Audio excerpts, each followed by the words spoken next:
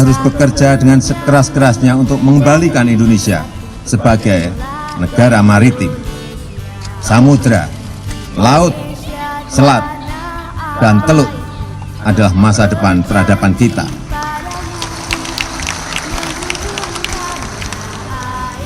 Kita telah terlalu lama memunggungi laut, memunggungi samudra, dan memunggungi selat dan teluk.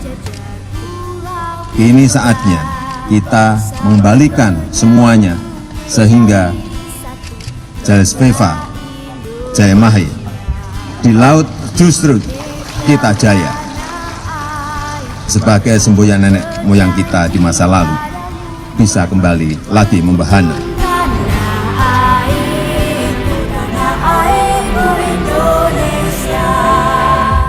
Apa kabar Bapak Ibu sekalian, semoga dalam selalu kondisi sehat. Bapak Ibu sehat semuanya? Salam sehat. Hari ini kita dipesenin tadi pokoknya nggak boleh tegang, dialognya harus santai gitu ya.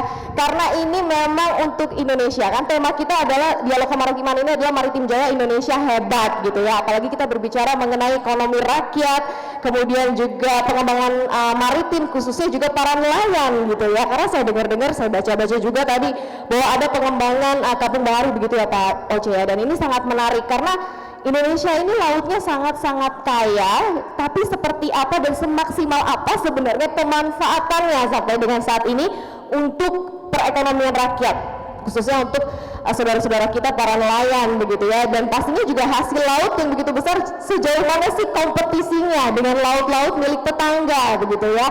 Apakah kita bisa bersaing begitu dengan hasil-hasil laut yang selama ini pun juga kita konsumsi, karena juga beberapa masih ada produk impor ya. Bisa nggak sih hasil laut Indonesia nanti akan juga mencukupi kebutuhan masyarakat Indonesia secara keseluruhan? Berbicara tentang Kampung Bahari Nusantara, ini program yang pada dasarnya memang untuk pengelolaan, pendataan maupun pemetaan daerah-daerah pesisir dan perbatasan.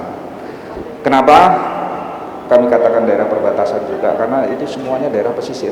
Kita terdiri dari pulau-pulau, ya, pulau kecil-kecil yang terluar, itu semuanya berbentuk pantai semuanya.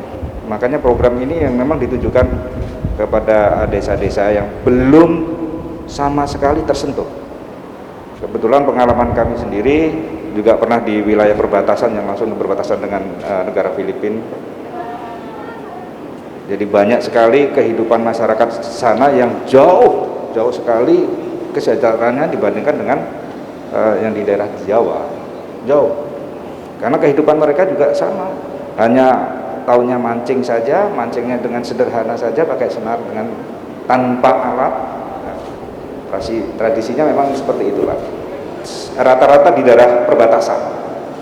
Sebagaimana kami sampaikan tadi, Kampung Bahari Nusantara ini kami buat di Angkatan Laut ini dibuatnya supaya desa binaan yang sekarang ada oleh TNI Angkatan Laut itu jumlahnya 1.757, sedangkan desa pesisir itu 8.100 sekian desa.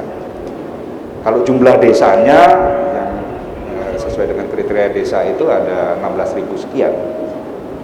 Sehingga sangat-sangat masih jauh sekali desa yang perlu kita bina, khususnya oleh Angkatan Laut sendiri.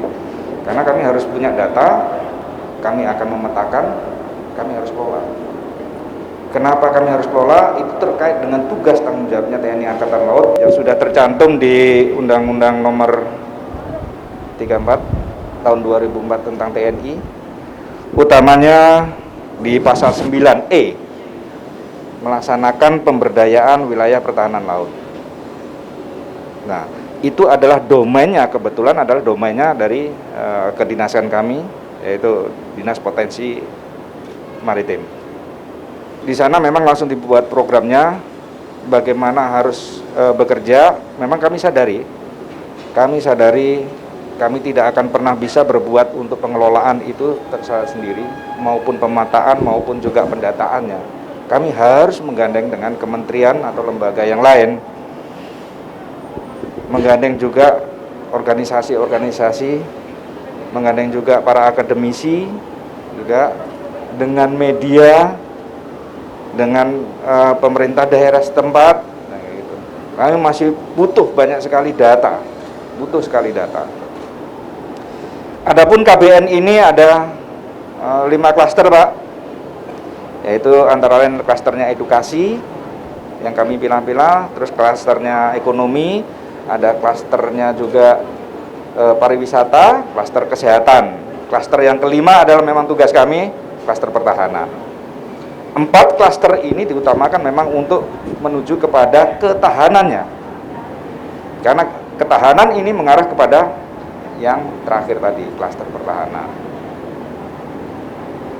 Di dalam klasternya edukasi sendiri ada programnya, ada kegiatannya untuk pembangunan atau pembentukan rumah pintar. Di mana kriterianya rumah pintar itu kalau kami sudah bicara dengan kementerian juga, Kemendikbud juga sudah, Kemendes, Kemenkes juga, bahwa di dalam rumah pintar itu ada yang namanya perpustakaan, baik itu hard copy-nya ada, soft copy-nya juga ada, mau dibuat sistem e-library juga bisa. Terus ada ruang kelas. Sesuai dengan temanya di sini, Maritim Jaya Indonesia Hebat. Saya yakin bahwa itu suatu tema yang cukup luar biasa. Kalau Maritim Jaya, saya yakin Indonesia hebat. Dan apalagi kalau seandainya daerah-daerah pesisir atau kampung bahari nasional itu menjadi daerah-daerah ekonomis yang produktif, sehat, mandiri, itu saya yakin akan meningkatkan perekonomian Indonesia secara keseluruhan. Itu yang perlu saya sampaikan. Saya masuk kepada tema KBN itu sendiri. Kalau kita bicara KBN, saya berpikir identik dengan nelayan. Ya, saya berpikir identik dengan nelayan. Yang kita lihat bahwa, mohon maaf barangkali kalau saya salah, karena saya belum melakukan riset secara pasti. Rata-rata tapi disampaikan tadi ekonominya menengah ke bawah, kemampuannya tidak maksimum, ya. Jadi pada umumnya nelayan itu keterbelakangan dari sudut pandang pencarian, pola berpikir dan sikap yang masih tradisional. Yang tadi dikatakan oleh Pak Oce, nelayan itu masih pakai kail, pakai jala, ya. Akhirnya apa, pendapatannya sangat rendah. Padahal tadi disampaikan juga lautnya luas, sumber ikannya banyak, kenapa tidak bisa maksimum? Nah, ini barangkali konsep-konsep yang kita pikirkan. Nah, kemudian kita melihat juga, kalau seandainya nelayan itu hanya berfungsi mencari ikan, apa sih faktor-faktornya? Kita yakini bahwa nelayan itu akhirnya ketergantungan dengan ikan. Tidak ada faktor-faktor lain yang bisa dia olah kalau seandainya berpikirnya hanya mencari ikan. Kedua, kalau cuaca lautnya memburuk, ombaknya ekstrim, saya yakin nelayan tidak bisa mencari ikan. Kalau nelayan tidak bisa mencari ikan, bagaimana melakukan kehidupannya? Nah, inilah seorang akademisi selalu berpikirnya melihat latar belakang, masalah, ya, itu yang kita lakukan. Yang ketiga, tadi dikatakan oleh Pak Oce, kapalnya masih kapal-kapal biasa. Gimana mau maksimum? Gimana mau ikannya besar atau ikannya banyak? Ya, karena infrastrukturnya tidak memadai. Keempat, pengaruh fisik. Kalau nelayannya fisiknya tidak terjaga, kesehatannya tidak optimal, di angin laut yang saya terasa di sini, ya, ada apalagi di tengah laut. Di sini aja udah kencang ya, Pak. Seperti apa nah itu, ya? Nah, itu nggak terbayang betapa semangatnya nilai jual nelayan untuk bisa mencari ikan yang tiap hari kita konsumsi, ya. Nah, itu faktor-faktornya. Lalu kita lihat lagi, ada hal yang sebenarnya sangat serius yang kami pandang dari sisi akademisi, itu tentang keahlian, keterampilan, ya, sehingga nelayan mampu menghindari kesulitan-kesulitan yang dihadapi.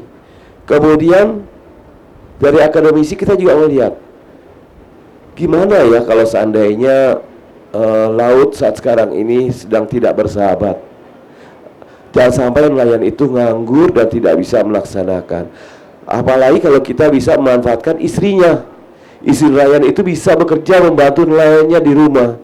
Dengan apa? Tentu banyak kegiatan-kegiatan yang kita lakukan. Maka tugas dari akademisi salah satunya adalah memberikan penyadaran, penyuluhan, ya. Kemudian juga kita berikan motivasi kepada mereka. Kemudian kita beri pelatihan dan keterampilan. Banyak hal yang kita bisa lakukan untuk memberikan keterampilan kepada nelayan. Jadi melihat peta yang tadi sudah disampaikan bahwa KBN ini punya 4 klaster. Ada klaster edukasi, lalu kemudian kesehatan, lalu kemudian klaster kalau keamanan urusan angkatan laut ya, lalu klaster ekonomi. Jadi akademisi mungkin bisa bermain di klaster yang 3, pariwisata, ekonomi, dan edukasi.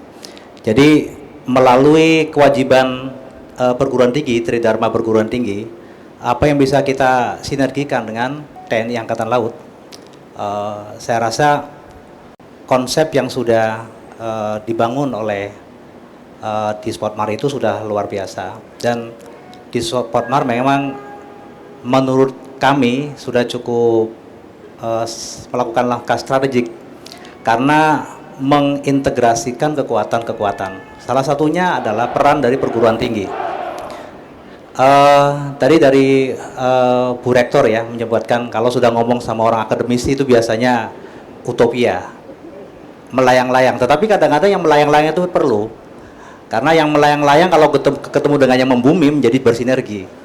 Jadi kami tadi melihat bahwa di kantong-kantong KBN ada beberapa persoalan. Salah satunya di sana sudah ada koperasi, tetapi belum terberdayakan dengan baik. Nah, oleh karenanya barangkali apa yang harus kita lakukan? Saya rasa memang setiap wilayah, setiap kantong-kantong KBN itu pasti mempunyai potensi yang berbeda. Oleh karenanya mungkin saya tidak bisa melakukan generalisasi bahwa programnya harus begini, harus begini, harus begini. Tetapi kita perlu ada kajian sehingga akan menemukan potensi yang ada di tempat-tempat itu. Katakanlah yang paling umum kalau kita mau generalisasikan itu adalah mencari produk unggul. Nah, kalau bicara nelayan pasti produknya adalah ikan. Nah, ikan ini tadi sudah disebutkan bisa diolah berbagai macam. Dari mulai ikan segarnya sampai ke limbahnya. Tadi Pak Warek sudah menyampaikan limbah aja bisa jadi pelet itu kan. Nah, tetapi untuk menjadikan pelet ini kan perlu ada pelatihan, perlu ada ilmunya. Insya Allah dari kalangan akademis ini punya SDM, punya dosen, dan dosen ini punya kewajiban. Harus digugurkan kewajiban itu, yaitu pengabdian pada masyarakat. Kewajiban yang lain adalah penelitian, dan ini pun harus digugurkan. Saya rasa tantangan yang ada, lalu disinergikan dengan kewajiban yang harus kami gugurkan, ini akan menjadi sangat luar biasa.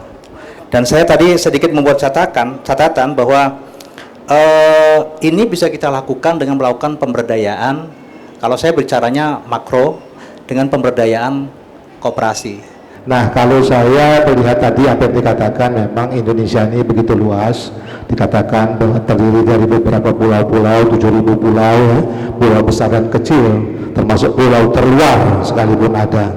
Nah, di tengah lautan ini ada manusia, masyarakat yang tinggal, yang kita sebut dengan masyarakat pesisir. Nah, kebetulan UNAS ini dikasih tema tentang bagaimana peranan akademisi, ya kan, melakukan pemberdayaan terhadap masyarakat pesisir. Nah, itulah saya kira apa yang sudah disampaikan tadi. Tentu saya kira kita yang ada di sini sudah melakukan, sudah berbuat untuk masyarakat itu sendiri. Nah, kita kembalikan bahwa masyarakat pesisir ini yang tadinya memang hidup tergantung dengan nelayan, cuma memang ada hal-hal yang potensi yang harus kita garap besarkan. Saya kira di tengah masyarakat pesisir itu ada masyarakat, dan bagaimana menggerakkan potensi itu masyarakat itu. Nah, kami dari Universitas Nasional itu sendiri sebenarnya sudah melakukan baik itu penelitian maupun pengabdian masyarakat. Artinya Universitas Nasional memang ada pusat studi pemberdayaan masyarakat pesisir. Kita ada pusat studi masyarakat pemberdayaan sipil dan memang sudah melakukan pemberdayaan masyarakat sipil. Nah, saya kira saya hanya mengikuti bahwa apa yang dilakukan ya kan oleh Mas Unas, artinya melakukan pemberdayaan berbagai macam. Karena di laut ini ada beberapa macam jenis binatang ya, potensi-potensinya. Begitu juga potensi wisata juga bisa digerakkan, ya kan? Fotografi dan bagaimana menggerakkan budaya masyarakat pesisir sehingga ini menjadi daya tarik untuk meningkatkan kesejahteraan masyarakat itu sendiri. Nah, sekarang bagaimana kita mensinergikan kewajiban kita ini, kita memfokuskan bagaimana membantu dan mendampingi saudara-saudara kita yang ada di daerah pesisir. Saya pikir apa yang kita lakukan, brainstorming, diskusi pada pagi hari dan siang ini suatu kemajuan yang sangat baik. Nanti mungkin setelah ini kita bisa berbicara teknis, bagaimana bentuk-bentuknya.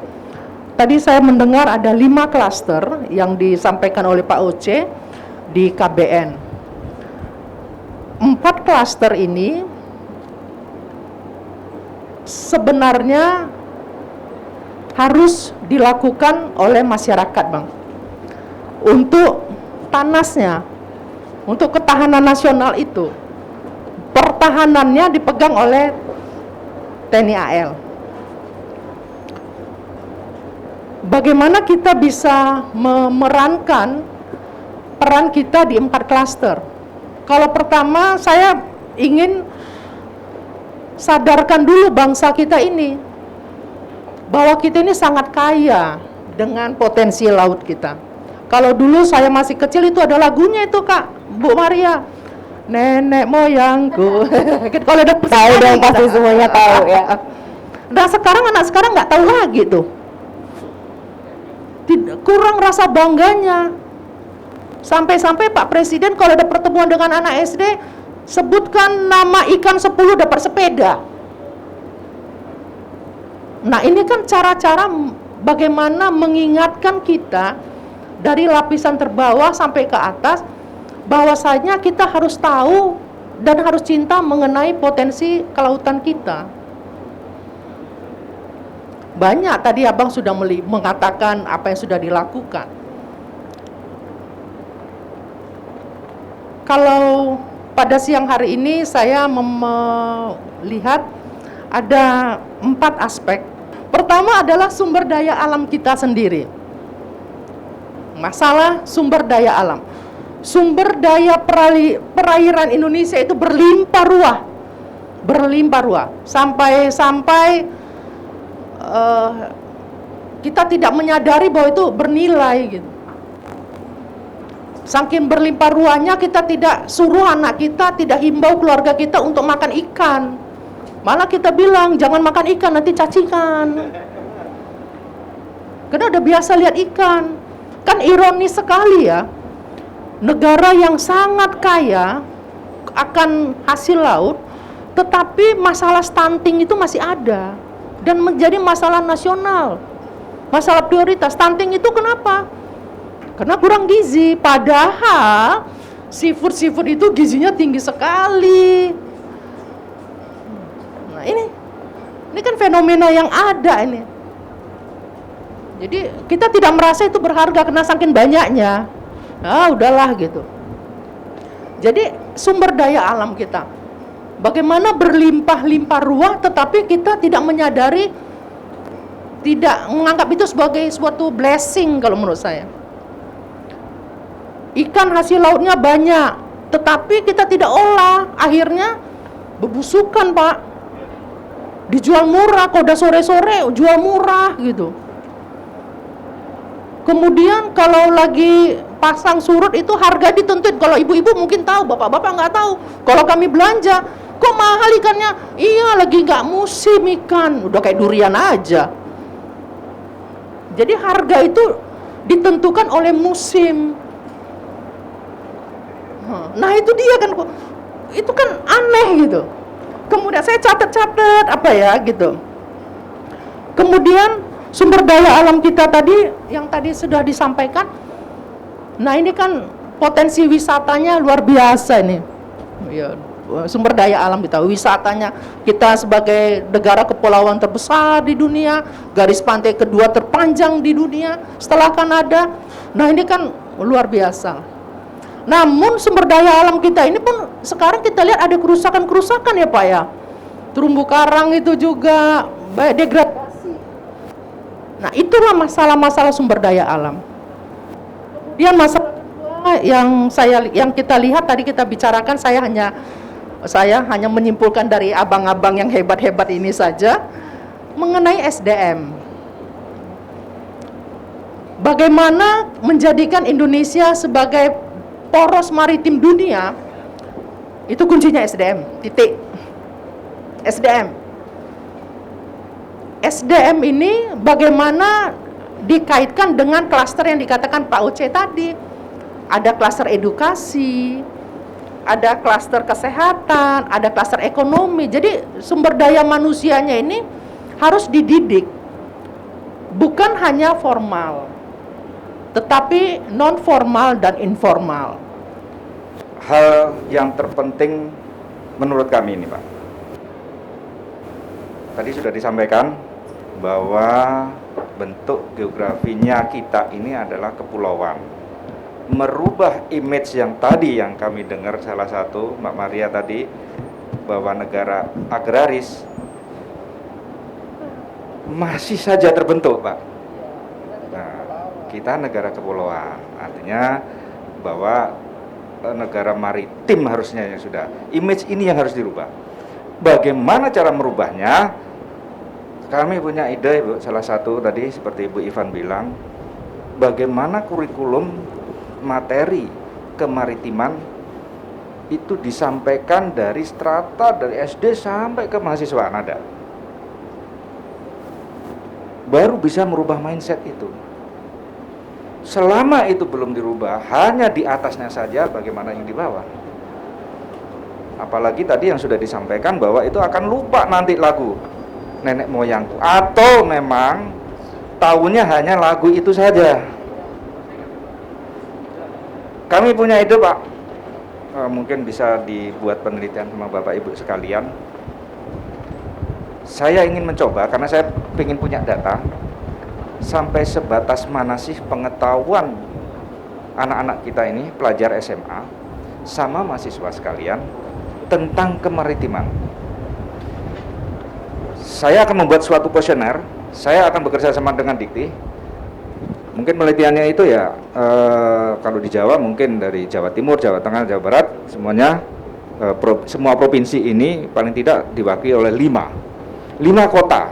5 kota aja sudah ribuan paling. Nah di situ akan dijadikan penelitian. Sampai sebatas mana? Kalau kita sudah tahu bahwa pengetahuan kemaritiman mereka ini minim, yaitu tadi, salah satu caranya memasukkan kurikulum itu. Materi tentang kemaritiman. Yang kedua, baru kita bisa membentuk polanya, pembinaannya seperti apa. Selama kita tidak punya data, kita hanya berangan-angan, nah nanti salah satu daerah ini saja kita punya, sesuai dengan kearifan lokalnya kan, dan begitu. Tapi pola untuk keseluruhan bagaimana? Nah ini ide saya memang sudah pernah saya tuangkan dari ke beberapa para atasan juga begitu. Karena saya ada di Dispotmar, saya harus punya data dulu. Data itu bisa melalui survei, bisa melalui wawancara, bisa melemparkan kuesioner di mana saja. Tentunya terkait dengan lembaga yang lain. Tapi ini satu pertanyaan untuk Bapak Ibu sekalian yang mungkin bisa mewakili dari universitas yang lain. Karena tadi sudah diungkapkan oleh Pak Zainal, kalau ada yang mengatakan bahwa nelayan itu image-nya pasti kan keterbelakangan atau kemiskinan. Mau nggak kita kira-kira merubah image itu menjadi, kalau begitu ada kata nelayan, itu adalah kemakmuran. Dari di sini saja Pak, sebenarnya Bapak Ibu sekalian, dari merubah kata itu saja, merubah image, merubah karakter. Karena tidak bisa sebentar, pasti akan bertahun-tahun. Makanya justru itu tadi saya sarankan bagaimana materi itu dimasukkan di dalam dari strata mulai rendah sampai ke perguruan tinggi. Ya, karena untuk merubah karakter harus, saya bilang harus. Paling penting adalah SDM-nya dulu, baru kemauannya.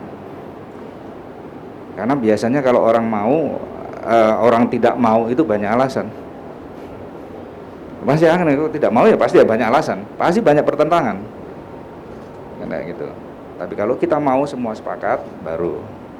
Sama tadi ada pernyataan bahwa masyarakat kan gitu. Bagaimana masyarakat ini mau nggak? Saya yakin karena itu sudah menjadi desa binaan kita, yang TNI Angkatan Laut 1757 itu tadi, mereka pasti mau. Pasti mau. Dan kita sudah melaksanakan Pak, sebagai pilotnya sebenarnya Pranya pilot ini ada 4 tempat sudah. 1 Pangandaran, terus ada yang di Medan, di Belawan, terus Pontianak, sama Balikpapan. Ada. Malah yang di Balikpapan bukan hanya desa Kampung Bahari namanya sudah menjadi desa warna-warni. Jadi begitu kita mau masuk ke daerah Balikpapan, pasti akan kelihatan atapnya warna-warni. Udah terlihat di laut. Jadi dibuat oleh ya kolaborasi pemerintah daerah, masyarakat itu sendiri sama Pangkalan TNI Angkatan Laut. Bagaimana kalau ini orang melihat dari jauh itu, wah itu pasti akan titik tanda itu desanya. Itu dari kampung baharinya di daerahnya Balikpapan. Pasti akan terlihat karena memang letaknya agak di luar. Nah ini salah satu ide dari mereka sendiri dan itu bagus memang kelihatannya. Artinya mereka ada kemauan itu tadi. Ada kemauan untuk merubah yang tadinya image-nya itu kemiskinan menjadi suatu kemakmuran. Tanah airku Indonesia.